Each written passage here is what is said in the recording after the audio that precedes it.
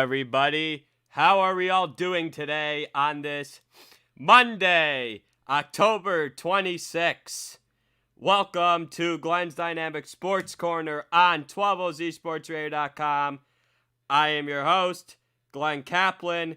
We are live from Baltimore, Maryland, which is home of the Baltimore Orioles and the Baltimore Ravens. I hope you all just enjoyed that music that was being played, because this is going to be the new norm with inner music and outer music. And I'm hoping to add some new features along with this show today. And in future, no commercials today. So you won't have to hear me for an hour straight. All right? So let's start off this 113th show today with some breaking news. The breaking news segment is that Odell Beckham Jr. out for the season with a torn ACL. And I'm telling you something right now, folks. I'm telling you all something right now. The Cleveland Browns got better, and I know they're 5-2, but especially Baker Mayfield. Well, you'd be like, well, you star wide receiver, Odell Beckham Jr., how's this possible? The whole 9 yards, da-da-da. Folks. Let's calm down, and I'm going to explain to you why. First of all, he, as in Baker Mayfield, plays so much better without him. He plays so much better without him. That's number one. Number two, do you remember when during his rookie season, he was distributing the ball, didn't have Odell Beckham Jr. yet, and he had a worse year last year when he did have OBJ? Oh yeah, addition by subtraction, because Beckham wants the ball all the time. Me. No. Baker doesn't have to worry about that anymore. This was actually going to be the second segment on my show today, but because of what happened in the breaking news at first, this is what it's like. And Baker has every right to celebrate. Well, my brother Jake's like to me, oh, it's Cincinnati, they're horrible. Stop. No, it's not the case. Because I'm telling you something right now. They did get blown out to Baltimore and Pittsburgh. That's not happening the second time. And I'm telling you, save this mark down somewhere. They will beat one of the two. I'm not sure who, but they will definitely beat one of the two the second time around. That's just how I think it's going to be. I truly believe this is how it's going to be. So, and this was reported by Adam Schefter. So let's see what the stats were from that game from yesterday. Oh, Baker Mayfield started game 0 for 5. That was before Beckham got hurt. So what was his stat line afterward? Oh, he was 22 of 28 and his only incompletion was a spike. Definition: OBJ is a cancer to Baker Mayfield and the Cleveland Browns. And whenever he gets healthy, the new general manager better ship him the heck out of there. Odell Beckham Jr. is no longer a Cleveland Brown in my eyes after this morning. Whenever Odell Beckham Jr. gets healthy, yep, off my hands. No, the Browns should not make a trade for a wide receiver, leave the roster as is. You saw Donovan Peoples-Jones, Jarvis Landry. They're going to get Nick Chubb back. You got Kareem Hunt. Look, Harrison Bryant, second tight end. And David Njoku. Look at this. It's not that Baker Mayfield doesn't stink from the S to the K. It was Odell Beckham Jr. that made Baker Mayfield stink from the S to the K. Maybe Baker Mayfield is a franchise quarterback after all. Maybe he is a good thrower. Maybe he is a good quarterback. Maybe he does have the intangibles to live in the NFL, a quarterback for the next 8 to 10 years. Maybe it's just a poisonous and vicious, evil, diva, snake in Odell Beckham Jr. that was causing him to be bad. Let's just look at it that way. So let's see. Baker Mayfield, 22-28, 297 yards, 5 touchdowns. That's right. He didn't throw any 5 touchdown games this year. And he finally has it without Odell Beckham Jr., and it's not an accident. He did have a couple 4-touchdown games when he was a rookie with that Odell Beckham Jr. And I would say last year, maybe it was Greg. They should have kept Greg Williams. And Freddie Kitchens is the offense coordinator. Yeah, I know Freddie Kitchens couldn't keep control of the team. And Kevin Stefanski, is doing a better job. But let's be real here. Yeah. Baker Mayfield isn't the problem with the Cleveland Browns. It was maybe the guy who was wanting the football. And he also rushed for -1 yards on 1 carry. Rashad Higgins, 6 for 110. Harrison Bryant, 4 for 56 and 2 touchdowns. Donovan Peoples-Jones, who caught the game winner, 356 and 1. Jarvis Landry, 5 for 48. Kareem Hunt, 18 carries for 76 yards rushing, 3 for 26 and a touchdown. David Njoku, 2 for 20 and a touchdown.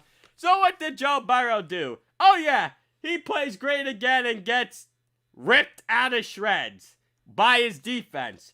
35 of 47, 406, 3 and 1. 3 touchdowns, 1 interception, 6 rushes for 34 yards on the touchdown. Giovanni Bernard, 37 rushing yards on 13 carries. 59 yards receiving, 5 catches and a touchdown. Tyler Boyd, 11 for 101. AJ Green, 7 for 82. T. Higgins, 5 for 71. Mike Thomas, 2 for 54. Drew Sample, 5 for 52. Baker Mayfield, I'm just going to say this. He is one of... Sheesh. Baker Mayfield, the Harvey and Soul of the Cleveland Browns. He finally figured it out what to do. And I just think he's going to play at an MVP caliber level for the rest of the season. Next up, let's get to the game of the week. The Pittsburgh Steelers and the Tennessee Titans. I guess 6-0 isn't satisfying enough for the Pittsburgh Steelers. They know it. They know 6-0 is not satisfied enough. Even after the win, you could hear in the players' voices that they didn't do well enough job. As I've seen that before. I've seen that before with Mike Sullivan and his Pittsburgh Penguins group thousands of times. And Mike Tomlin, decides to take the same approach here. Ladies and gentlemen, this is the one weird obstacle. Remember the statistic I said where 2 teams that are 5-0 or better later in the season in Week 7, where 2 undefeated teams meet in Week 7 or later in the season, and then the winner goes to play on the Super Bowl? Well, let me say this. This may be the one year it may not happen. And no, I'm not hating on the Pittsburgh Steelers. You see how loaded the AFC is?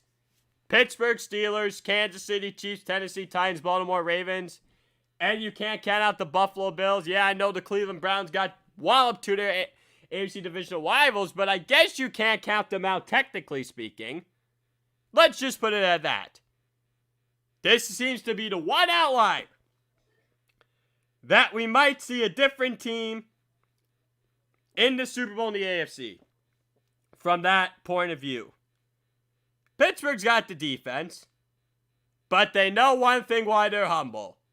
They know if Ben Roethlisberger ever gets hurt, their season's over. That's why they're not taking anything for granted. He did well enough. I know he had 3 interceptions, but that 3rd interception, I'm not going to blame on him. I'm going to blame that on the offensive coordinator.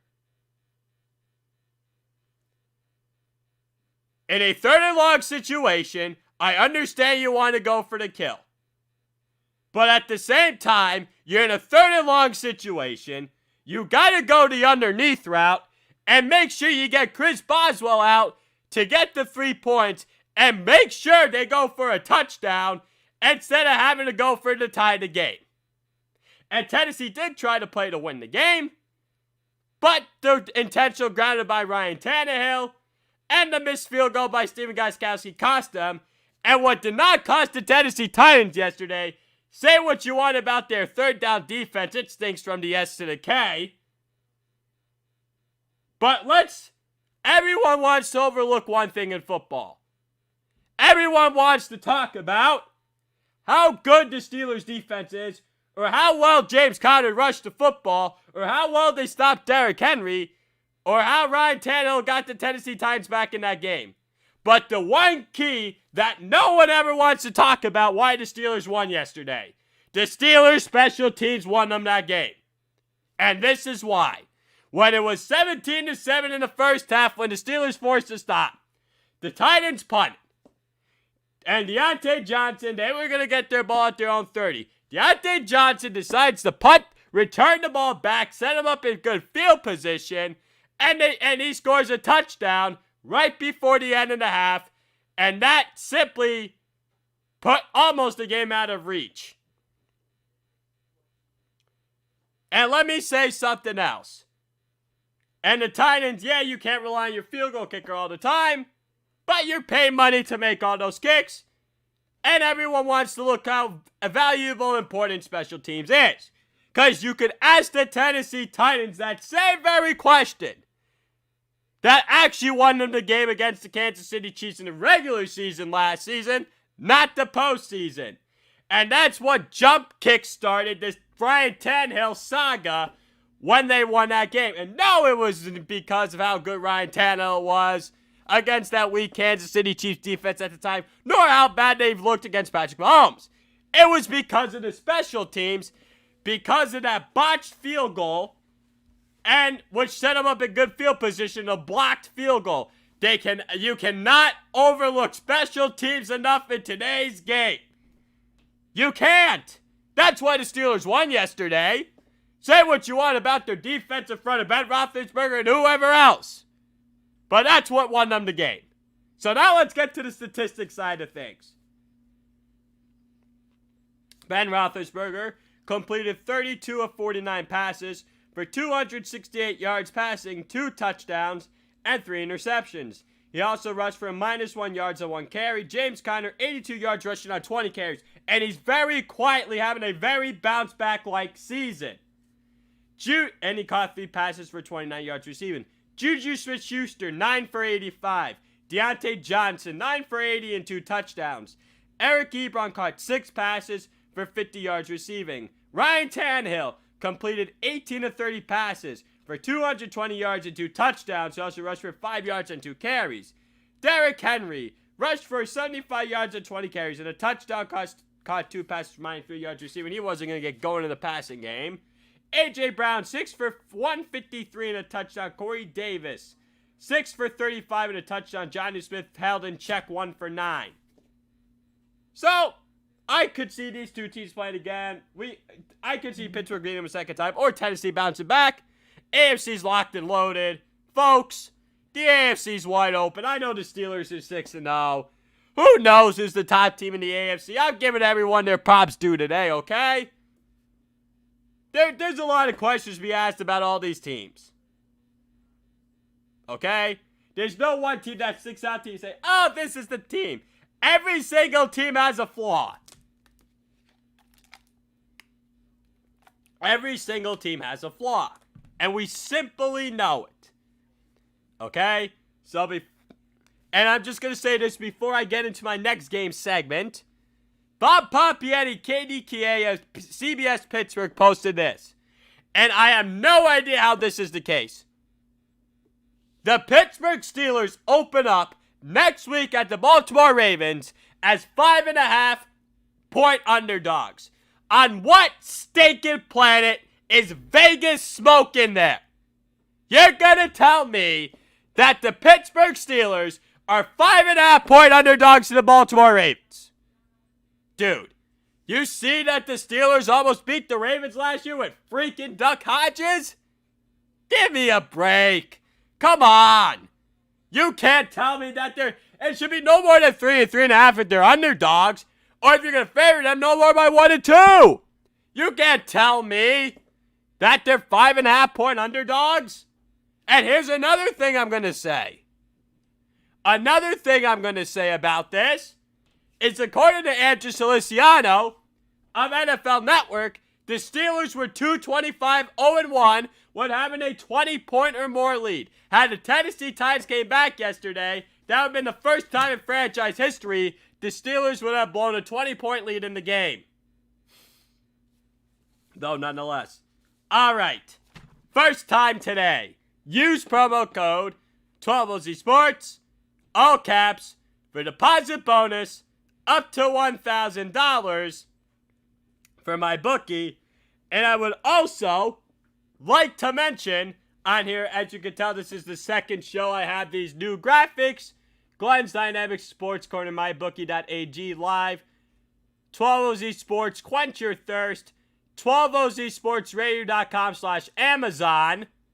It'd be truly appreciated if you would buy some of our stuff off of Amazon.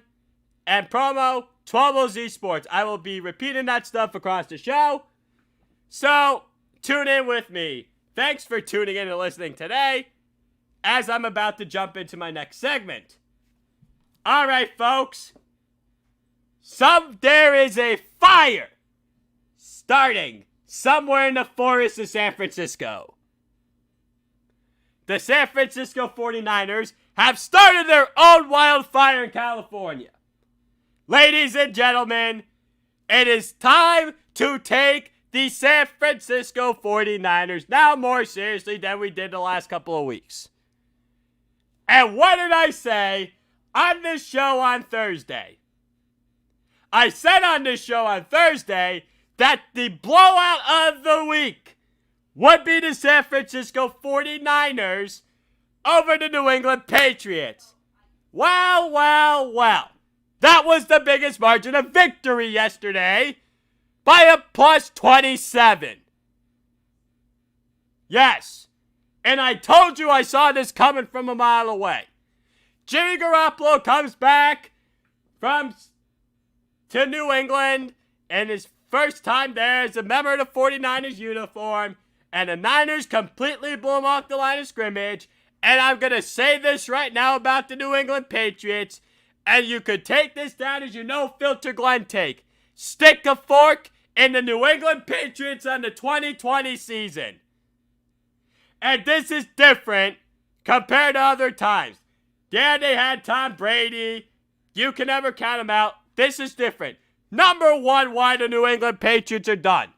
They have no weapons on the outside. No weapons on the outside. N'Keal Harry's a bust. This team can't scout wide receivers. Let me just say that. They simply cannot scout wide receivers. It is a straight fact.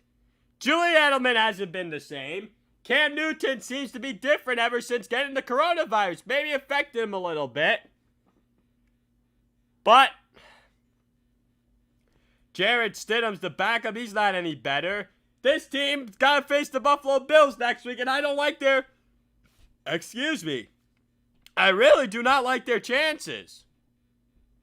I do not like their chances.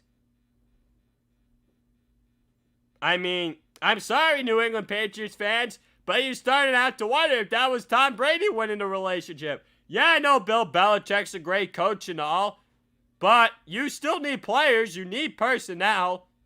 You could be the greatest coach in the world, but if you don't have the players to execute, well, then you can't do it. That's like chef cooking. You could be the greatest chef in the world, but you have rotten, spoiled food or moldy food. You can't do anything with it. That's what this case with Bill Belichick is. He hasn't lost a touch on coaching. No. It's just he doesn't have the ingredients. Or, if the Patriots start to lose, keep an eye on the Patriots for the chase for Trevor Lawrence or Justin Fields or Trey Lance. But truth be told, I think they need more help at the skill position more than anything else. That's what I truly believe. There is no doubt in my right mind that's the case. No doubt in my right mind that's the case. So the score was 33-6. Let's see what the stat lines were. And I truly believe that the New England Patriots will not finish better than the Buffalo Bills or the Miami Dolphins, which will put them in third place in the AFC East. Jimmy Garoppolo, 20-25 passes for 277 yards and 2 interceptions. Jeff Wilson rushed for 112 yards and 17 carries and 3 touchdowns, caught 2 passes for 8 yards receiving. J. Michael Hasty rushed for rushed for 57 yards and 9 carries. Where did they get all these guys from? That's a credit to general manager John Lynch for scouting all these guys. Also caught 1 pass for 16 yards receiving. Kyle Juszczyk rushed for 18 yards on 4 carries and a touchdown. Caught 1 pass for 18 yards receiving. Brandon Ayuk, the rookie receiver, 6 passes for 115 yards receiving. Deebo Samuel is starting to get healthy in a groove in the offense. 5 passes for 65 yards receiving, rushed for 7 yards and 3 carries. George Kittle on National Tight Ends Day. 5 passes, caught 5 passes for 55 yards receiving. And Cam Newton did get benched in this game as well. 9 of 15 passes for 98 yards and 3 interceptions, rushed for 19 yards on 5 carries. Jarrett Stidham completed 6 of 10 passes for 64 yards and an interception. Damian Harris rushed for 58 yards and 10 carries. He's a good running back. Jacoby Myers 4 for 60. Rex Burkhead 3 for 35. Though nonetheless. All right. Who wants to bring out some fireworks? I'll let y'all bring out fireworks before I get into my next segment. I'll give you about, 5 to 10 seconds. You got 5. Yep. All right, folks, your 5 to 10 seconds is up. Let me get into my next segment. Who watched the Seattle Seahawks versus Arizona Cardinals Sunday Night Football? That Sunday Night Football game seemed to be on, it was crazy. So the Arizona Cardinals had a 10-point deficit in the fourth quarter. They were down 34-24. Christian Kirk catches a touchdown pass, an 8-yard touchdown pass, make it 34-31. And then Zane Gonzalez tied the game on a 44-yard field goal as time expired. And then in overtime, Zane Gonzalez gets iced by his own head coach, Cliff Kingsbury, misses a 41-yard field goal. The Seahawks, Russell Wilson, who appeared to throw the game-winning touchdown pass to DK Metcalf, and I'm very happy that touchdown got called back because I would have lost my fantasy matchup this week in my Yahoo League. I absolutely killed it in my other ESPN league. So, the reason why that touchdown got called back, because David Moore was called for holding. On the next play, Russell Wilson gets picked up by Isaiah Simmons, who has been limited on snaps this season. Next up on the agenda here, which is, and then it led to a 48-yard game-winning field goal by Zane Gonzalez with less than 20 seconds remaining in overtime. So, what were the statistics in this game? Russell Wilson, 33 of 50 for 388 yards, 3 touchdowns, and 3 interceptions. Folks, let's not please blame the loss on Russell Wilson. Dude, the Seahawks would be a dumpster fire without him. He's the MVP still. Stop it. No. They were just bound to lose with the flaws that they have on their roster. He also rushed for 84 yards on 6 carries. Carlos Hyde, 68 rushing yards on 15 carries and a touchdown. Caught 3 passes for 8 yards. Chris Carson, 34 yards rushing on 5 carries, 1 for 7. Now, Tyler Lockett had a nice, very big day. 15 receptions for 200 yards and 3 touchdowns. I am so happy that Tyler Lockett, as they say, I was like in my own fantasy matchup, keep away from DK. But they would have been happy to win the game, as a lot of these players really don't care too much about fantasy. They care about more wins and losses, and that's good for them. David Moore, 3 for 54. Will Disley, 2 for 38. DK Metcalf, 2 for 23. Jacob Hollister, 3 for 22. Greg Olsen, DJ Dallas, 2 for 18. Travis Homer, 3 carries for 10 yards rushing. So, in that game, remember the DK Metcalf chase down on the interception by Budda Baker? That's crazy, and it led to no points by Arizona. You know what they say? Live for another down, live for another day, right? So that's what you got to do here when it comes to football. And Cliff Kingsbury mentioned, the truth of the matter is this. High school coaches will be showing that for a very long time, and I'm sure they probably will. As for the Arizona Cardinals, Kyler Murray, 34-48, 360 passing yards, 3 touchdowns, 1 interception. Boy, have I been wrong about him in the NFL. 67 yards rushing on 14 carries and a touchdown. Chase Edmonds, 5 carries for 58 yards for rushing and 7 for 87 receiving. Kenyon Drake, 34 yards rushing on 14 carries, 1 for 7 receiving. DeAndre Hopkins, 10 for 103 and a touchdown. Now I'm going to say this. I was telling my brother Jake about this morning. You know how baseball has a war wins above replacement? I said to my brother, I said, look, if there was such thing as a war in football, what is DeAndre Hopkins' war? Here's why. Arizona's 5-2 with DeAndre Hopkins, and they matched their win total from last year.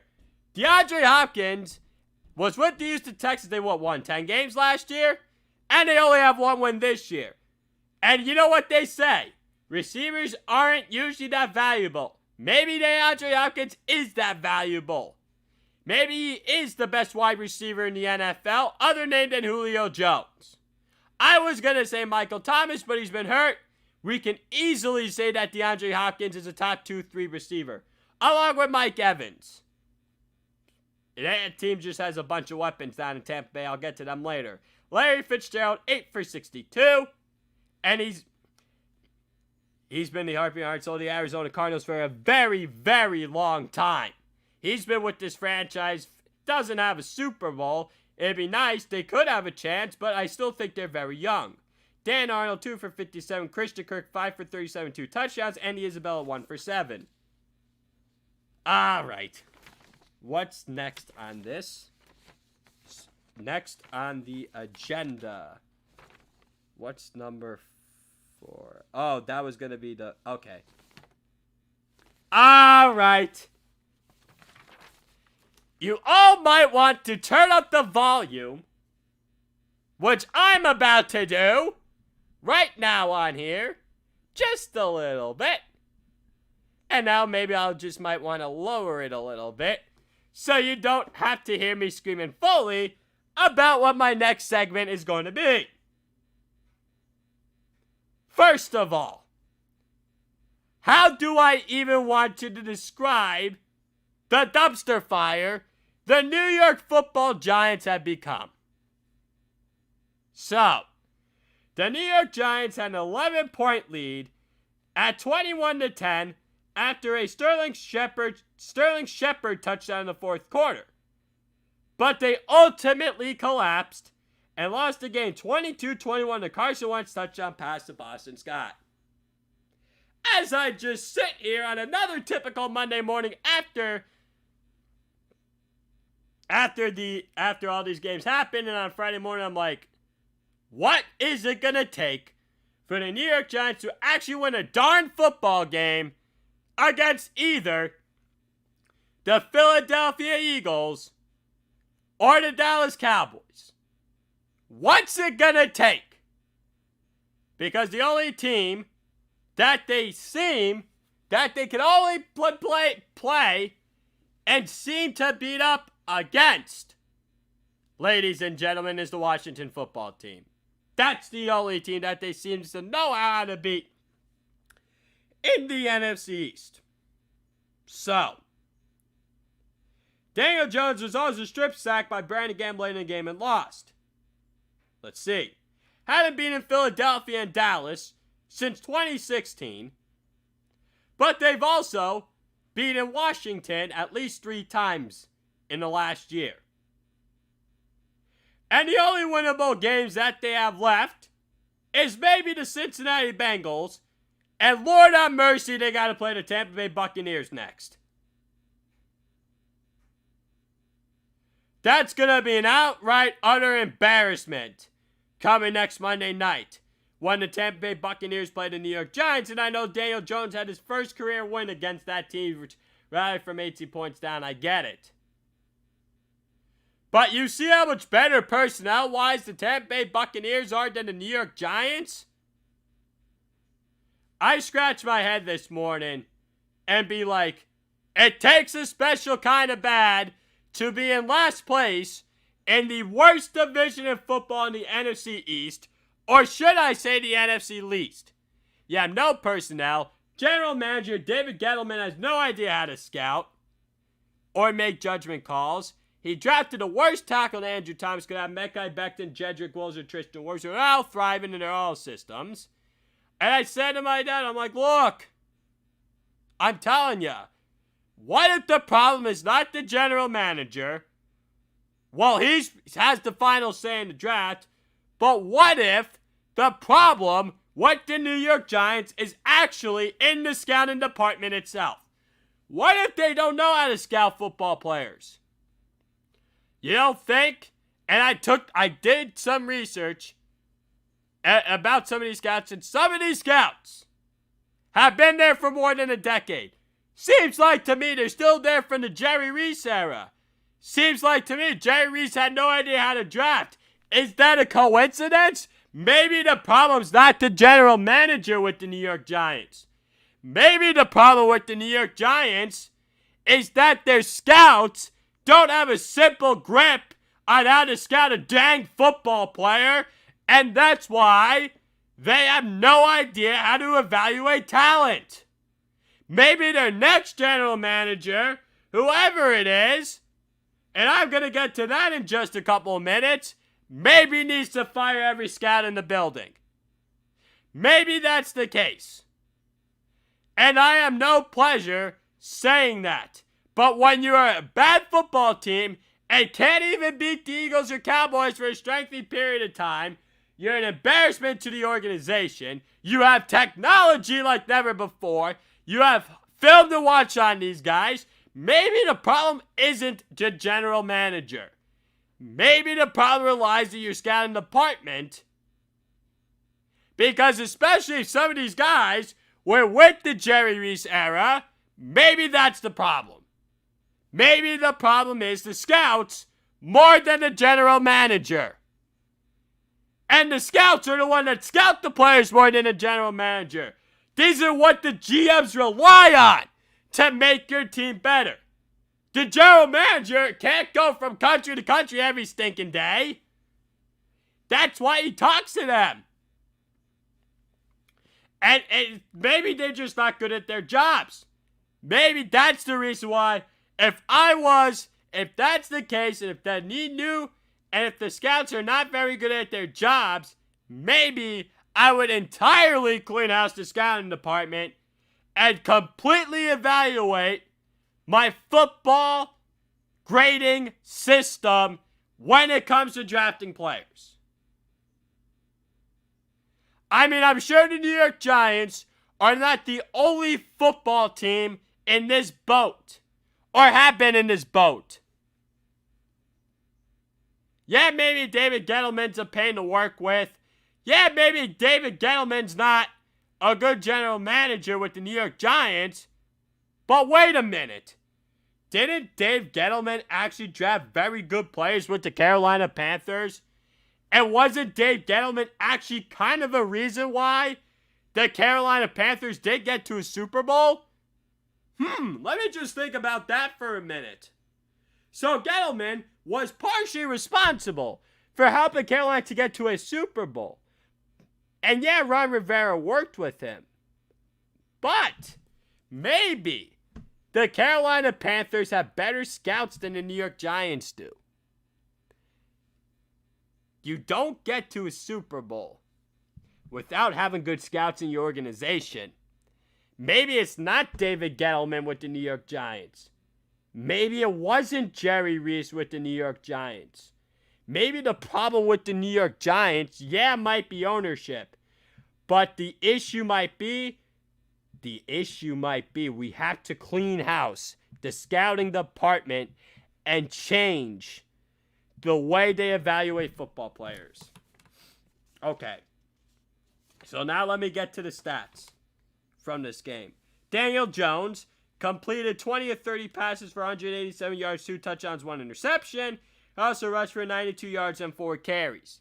Everett Ingram dropped the key pass late in the game, and don't get me started on it. Daniel Jones also had an 80-yard run in the game, but he could have had a touchdown, but everyone was tripping on it. Memes all over the internet. Wayne Gallman rushed for 34 yards on 10 carries and a score. He also caught 5 for 20. Shepard, 6 for 59 and touchdown. First game back. Jones, 92 yards rushing on 4 carries. 20 of 30 passes, 187 yards, 2 touchdowns, 1 reception. Evan Ingram caught 6 passes for 46 yards receiving. Also rushed for 3 yards on 2 carries. Golden Tate's only catch in the game came on a 39-yard touchdown reception in the first quarter. Him and Evan Ingram, Kevin Zeitler, some other guys might be traded tomorrow. They only got 6 picks. And Marcus Golden, and he was traded to the Arizona Cardinals for a 6th-round pick, so look for them to stockpile picks. Darius Slayton, 2 passes for 23 yards receiving. Tate's 39-yard touchdown reception came in the first quarter. Slayton, 2 for 23. Carson Wentz, 25 of 43 passes, 359 yards, 2 touchdowns, 1 interception. He also rushed for 14 yards and 7 carries in the score. Boston Scott rushed for 46 yards on 12 carries. He also caught 3 passes for 46 yards, receiving a touchdown. Richard Rodgers caught 6 passes for 85 yards receiving. Travis Fulgham caught 5 passes for 73 yards receiving. John Hightower caught 1 pass for 59 yards receiving. Deshaun Jackson caught 3 passes for 34 yards receiving, rushed for 13 yards on 2 carries. He got hurt in the fourth quarter and will miss several weeks, so will offensive lineman Lane Johnson. Greg Ward caught 5 passes for 42 yards receiving, touchdown for Philadelphia Eagles, though nonetheless. Here we go. I got to pick up the speed here, but before I do, use promo code 12OZ Sports, all caps for deposit bonus, up to $1,000 for my bookie. Here we are, live on Glenn's Dynamic Sports Corner, mybookie.ag. Promo, well, let's see, 12OZ Sports, quench your thirst.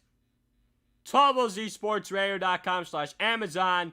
Order your 12OZSportsRadio.com gear from Amazon. And promo is 12OZ Sports. Here we go.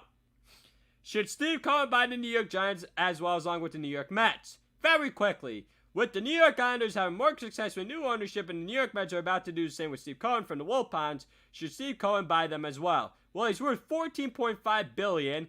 He is buying the Mets for $2.5 billion. The Maras and the Tishes. The Tishes are from Lakewood Township, New Jersey, and the Maras are from New York, New York. They have lost touch on this football team, have become a laughingstock. The Mara family was the one that saved his franchise back a long time ago. Now it is time for him to return the favor, find a new owner. Maras worth $5 million, Tishes worth $1.2 billion, and the franchise is worth $2.1 billion, though nonetheless. Potential replacements for general manager Dave Gettleman. NewJersey.com listed 19-20 candidates for the possible position to take him over. There are 5 to 6 analysts I really like. Candidates I really liked on the list. Number 6, Daniel Jeremiah, NFL Network analyst. Number 5, Ed Dodds, Indianapolis Colts assistant general manager. Number 4, Adam Peters, San Francisco 49ers vice president of player personnel. Number 3, Nick Cassiero, New England Patriots director of player personnel. Number 2, Mike Borgonzi, Kansas City Chiefs director of player operations. And number 1, Joe Horitz, Baltimore Ravens director of player personnel, though nonetheless. So let me repeat. Daniel Jeremiah, Ed Dodds, Adam Peters, Nick Cassiero, Mike Borgonzi, and Joe Horitz. Next up, and personally, I think Jerry Jones should sell the Dallas Cowboys, but I'll get to that maybe in a little bit. Carolina Panthers versus New Orleans Saints. So, this was a very smooth football game.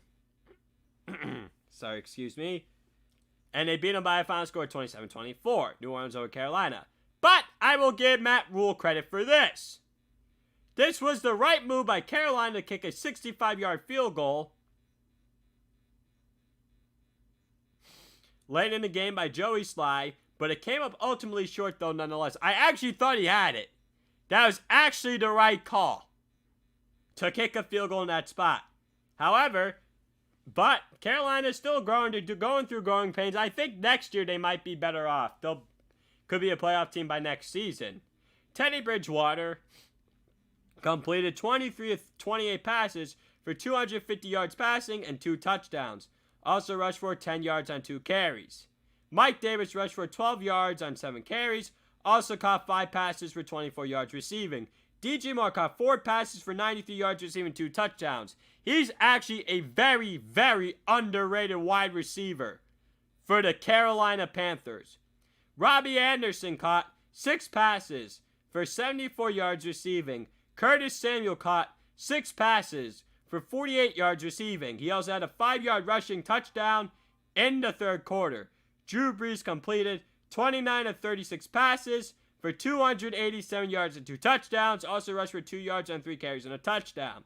They didn't have Michael Thomas nor Emmanuel Sanders in this game at the wide receiver position, though, nonetheless. And there have been some solid, very interesting rumors about maybe the New Orleans Saints moving off of Michael Thomas. But I don't know how, because he's been very injured, and who knows when he's going to be back. He hasn't played since the first week of the regular season against the Tampa Bay Buccaneers. Alvin Kamara rushed for 83 yards on 14 carries. Also caught 8 passes for 65 yards receiving. Latavius Murray rushed 11 times for 47 yards rushing.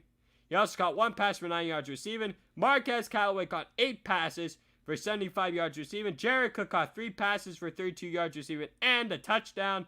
Deontay Harris caught 4 passes for 46 yards receiving and a touchdown. Traquan Smith caught 4 passes for 54 yards receiving, nonetheless. So Drew Brees simply distributed the football very well in this game. And I know Michael Thomas wants the ball, but even Michael Thomas usually doesn't complain about not getting the ball when he doesn't have big games. So, I'm curious to see how well this team is going to be, because they are 5-2. They're right there with the Tampa Bay Buccaneers. And this is probably going to come down very wide for the NFC South. The Tampa Bay Buccaneers and New Orleans Saints, are also the Chicago Bears and the Green Bay Packers, will probably be the reason why there are no 4 teams in the NFC West in the playoffs, let alone it might be 2-2-2-1. Although, don't get me started on that horrid NFC East. I don't think any of those teams should be allowed in the playoffs, but sadly, one's going to find a way, unfortunately. And speaking of the NFC East, though, nonetheless, let me move into my other NFC East game that happened yesterday between the Dallas Cowboys and also the Washington football team. Folks, the Washington football team absolutely manhandled the Dallas Cowboys by a final score of 25-3. And it is obvious that Mike McCarthy is obviously not the right guy for Dallas, and Ron Rivera is the right guy, obviously, for Washington, and Rivera's going under some more final treatments today. We're all proud of you. Keep fighting. You're an inspiration to us all. Andy Dalton got hurt in this game, and Brandon Botsick was ejected the game for the Washington football team, and Rivera apologized to McCarthy after the game, and now the Cowboys are in serious trouble. The Cowboys should give the Miami Dolphins a call about Ryan Fitzpatrick. Andy Dalton completed 9-19 passes for 75 yards passing, not receiving, and an interception. He also rushed for 16 yards and 3 carries. I don't know why I wrote the receiving instead of passing on my script. Ben DiNucci, the backup from James Madison, represent the FCS baby from that university. Let's see. He had 2 of 3 passes, 39 yards passing. He also rushed for 0 yards on 0 carries, on 1 carry.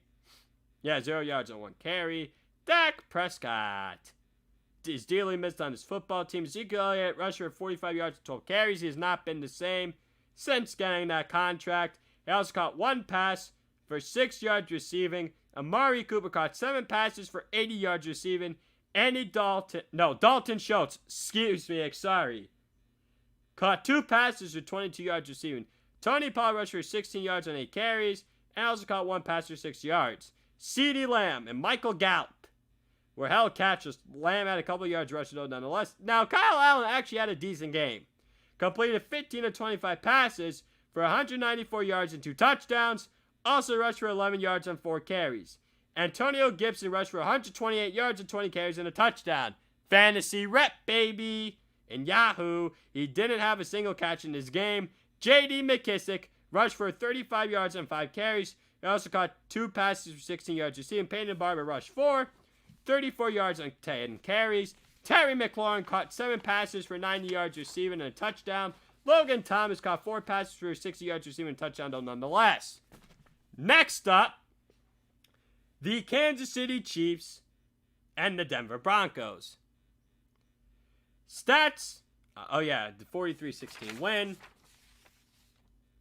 Patrick Mahomes. 15 of 23, 200 yards and a touchdown. This was the first no football game of the season. Chad Henne came in. I thought Matt Moore was the backup, but it was Chad Henne. 2 of 2 for 13 yards.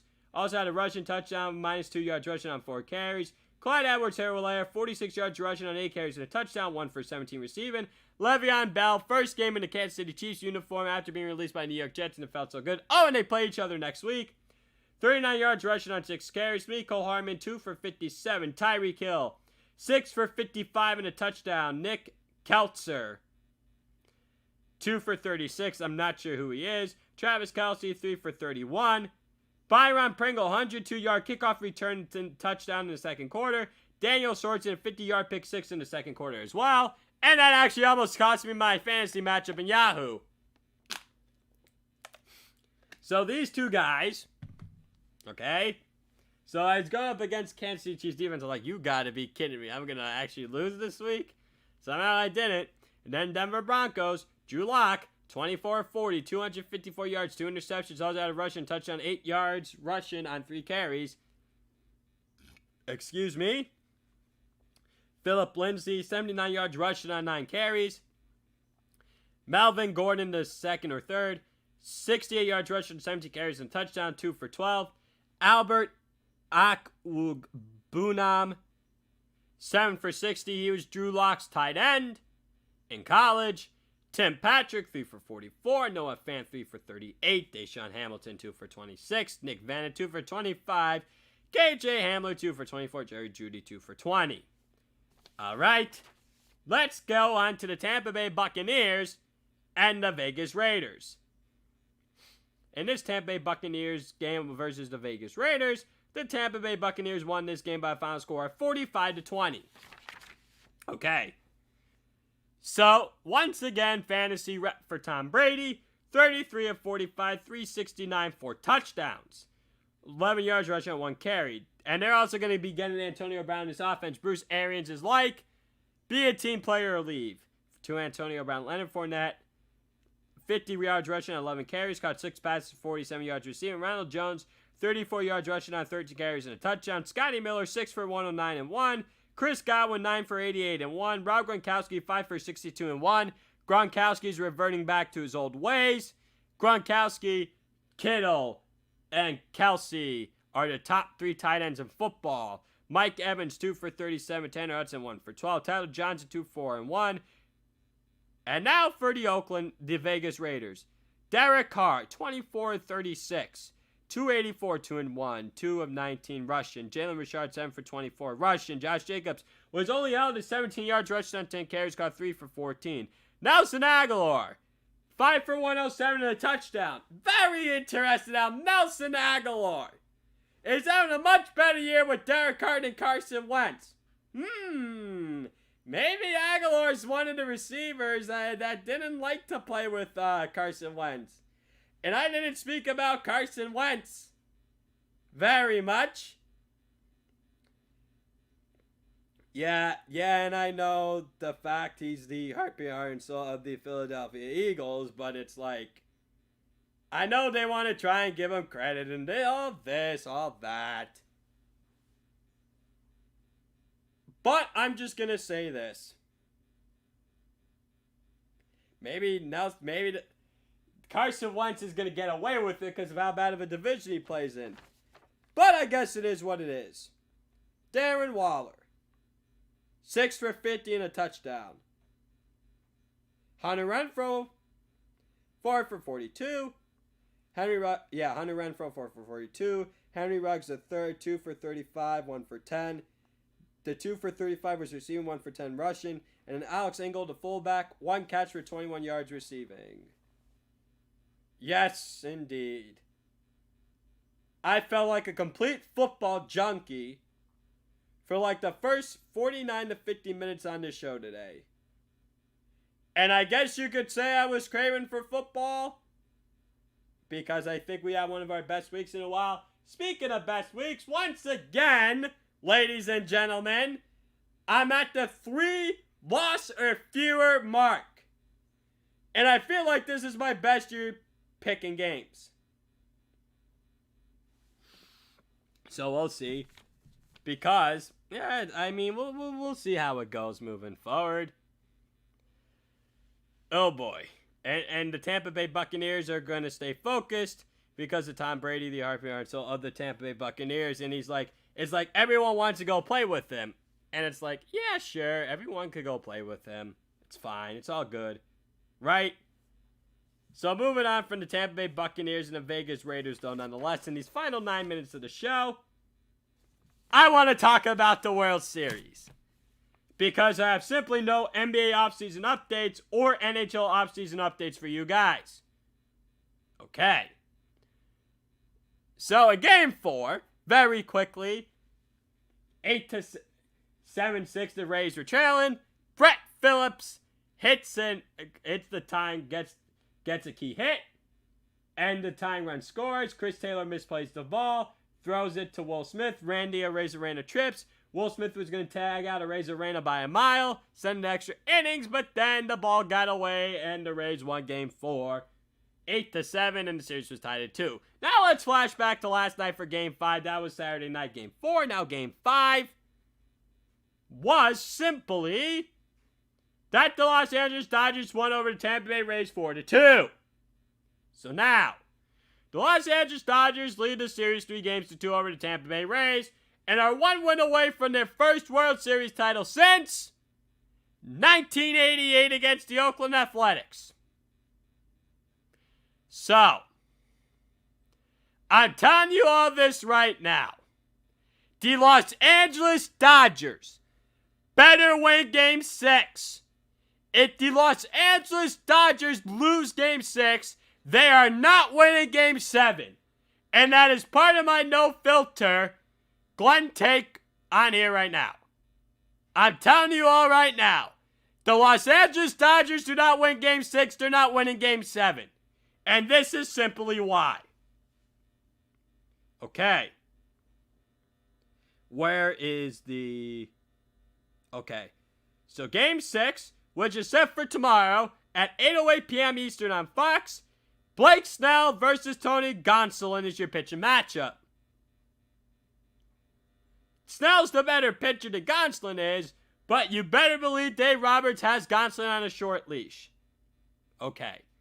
Because if the Dodgers don't win tomorrow, are you ready for what your Game 7 pitching matchup's going to be? A complete flashback to the 2017 World Series between the Houston Astros, Los Angeles Dodgers. Oh, wait, that's right. Yu Darvish was the Game 7 pitcher, not Walker Buehler, but still would be a Game 7. The starting rotation, the projected pitching matchup was not announced on MLB.com, but if we get to a Game 7, we'll feature Charlie Morton for the Tampa Bay Rays, who pitched for the Houston Astros in that winner-take-all game in 2017. And this guy's a man on a mission when it comes to winner-take-all games versus Walker Buehler for the Los Angeles Dodgers. That's what your projected pitching matchup is going to be for Game 7. And folks, I smell it from a mile away.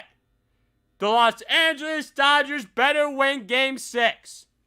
Because if they do not win Game 6, they're not winning Game 7. And I've told people before this series began, had I done a World Series preview on here, and I would have done it last week, I didn't do it on Monday because I didn't have a show. I didn't want to do it 2 games in the World Series already. I would have picked the Los Angeles Dodgers in exactly 6. But I would have said this also with the caveat. If this series gets to a 7th game, which can very well happen, that the Los Angeles Dodgers will not win a Game 7. That is my gut feeling that it's going to be the case. You better win tomorrow, Los Angeles, or there's going to be another championship in Tampa Bay. Because I do not like the fact that there will be a Game 7 with Charlie Morton pitching a winner-take-all game, just like he did to you, and it's going to be mental right before even first pitch begins. You better win Game 6.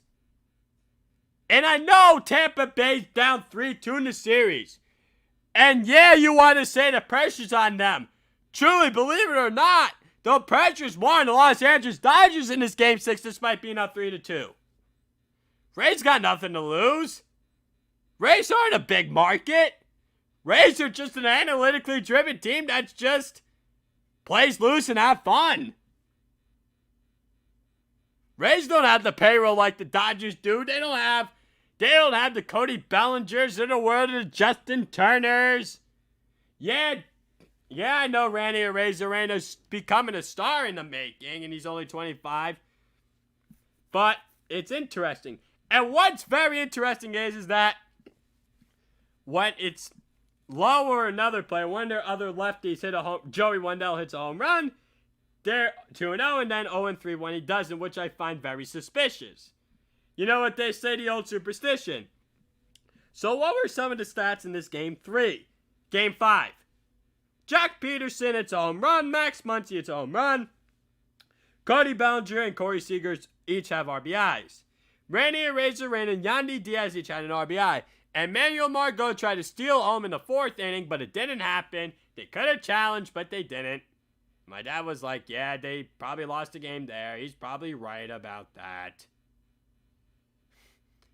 Yeah, I mean, it's funny because the fact of the matter is I love talking to sports with my dad, my Jake, and my Uncle Frank, and also some other people, family, friends. So, yeah. And now, I did this for you. This is going back to 2013. Okay. All right, so this is very interesting. I did this research. Heading into a Game 6 of the World Series, dating back to 2013, where teams have a lead 3-2. What happens in Game 6? 2013, team with a 3-2 lead won. 2014, team with a 3-2 lead lost. 2015 did not happen because Kansas City Royals defeated New York Mets in 5 games. 2016, team with a 3-2 lead in the World Series. Lost. Game 6. 2017, team with a 3-2 lead in the series. Lost. Game 6. 2018 did not happen because the Boston Red Sox took out the Los Angeles Dodgers in 5 games. 2019, team with a 3-2 lead in the World Series. Getting into Game 6. Lost. But how many of those teams have won Game 7 after losing Game 6? 2014 San Francisco Giants against Kansas City Royals. 2017 Houston Astros against Los Angeles Dodgers. How about lost to Game 7? Chicago Cubs beated the Cleveland Indians in Game 7. That was in 2016. And in 2019, the Washington Nationals defeated the Houston Astros in 7 games. That's where all the road teams won that series, though, nonetheless. And it is to be decided in 2020. All right, ladies and gentlemen, I'm out of time here. Thanks for tuning in to Glenn's Dynamic Sports Corner. I hope you all enjoy the rest of your day. I'll be back on the air at the same time on Thursday to talk more NFL, preview the 8th week, talk about Monday Night Football, World Series, recap, and what's to look for in the offseason and other stuff going on. Use promo code 12OZ Sports. All accounts deposit bonus up to $1,000 from my bookie. 12OZ Sports. Quench your thirst. 12OZ Sports. Radio.com/Amazon. Promo 12OZ Sports.